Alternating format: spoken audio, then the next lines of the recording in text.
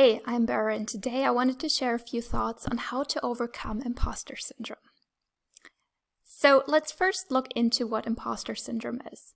Now, it's often defined as the inability to internalize one's achievements and the worry of being exposed as a fraud.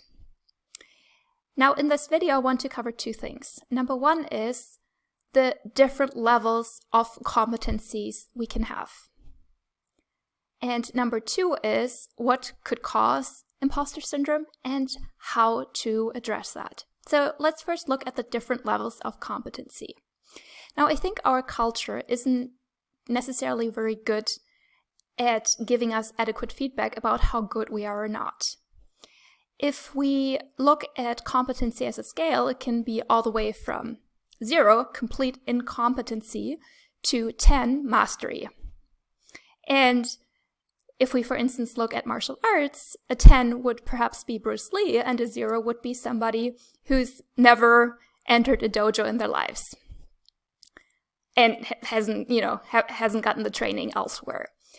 So broadly speaking, we can have three categories: incompetency, competency, and mastery. Now, I think one problem is that our culture doesn't necessarily distinguish very well between competency and mastery. Thing is, we can be competent in a number of different things, and we can get to competency relatively quickly. But true mastery, that's something very different. For instance, when it comes to languages, you can probably get to a place where you can communicate relatively well in a relatively short amount of time. But true mastery, well, that's something else completely, right?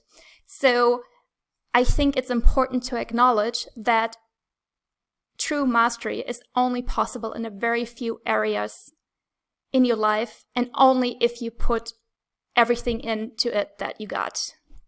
So one problem, I think, is that people think if they're not masters, they're imposters. So part of it is really changing your expectations to, well, you should probably be competent in that area if you're going to be an expert, but you don't necessarily need to be a master. Now, the second thing that I wanted to talk about is what causes imposter syndrome. And one thing is sort of like this weird lack, of definition, like where are you actually on the scale in terms of competency? Sometimes your imposter syndrome may actually be adequate. When I started when I started writing, I was in some ways an imposter because I hadn't really done it before. And if the case is that you just don't have enough experience, and that's why you're feeling like an imposter, well, then the key is to get more experience. So we often think that we need to feel confident before we do something. But actually, it's really the other way around.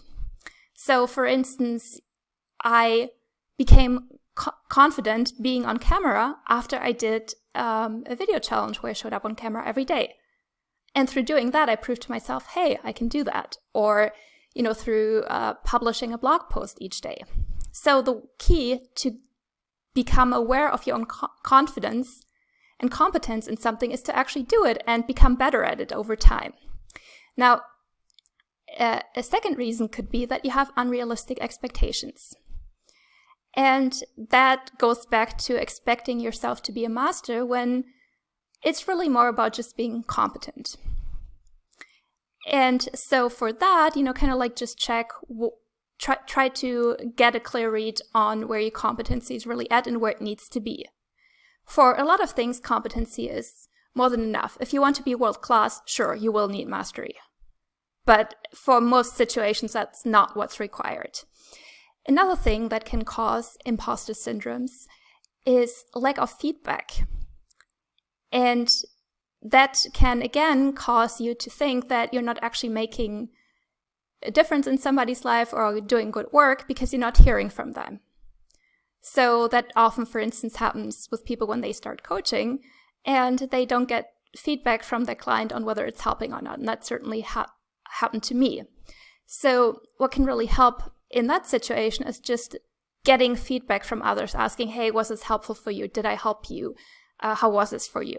And then over time, as you get more and more feedback, you become more and more confident in yourself.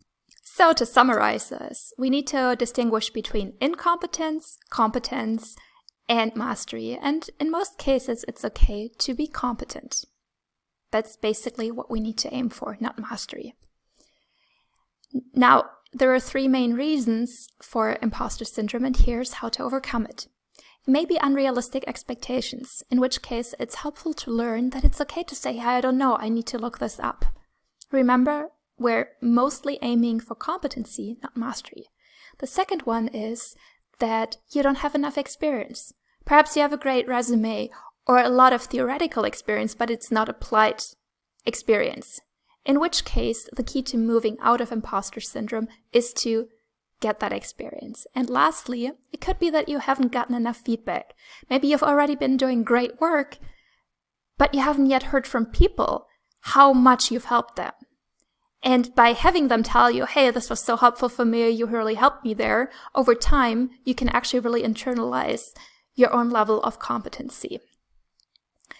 I hope this was helpful for you. If you like this, please subscribe to my YouTube channel. Or if you're not on YouTube, sign up for my email list and you'll get notified of future videos. Bye, I look forward to connecting with you. Did you enjoy this video? If so, let's stay in contact. Please subscribe to my YouTube channel. You can also sign up for my email list at leaderforgood.com, and you'll not only receive a free Leader for Good meditation, but I'll also keep you in the loop about what I'm cooking up these days. I look forward to seeing you on the other side.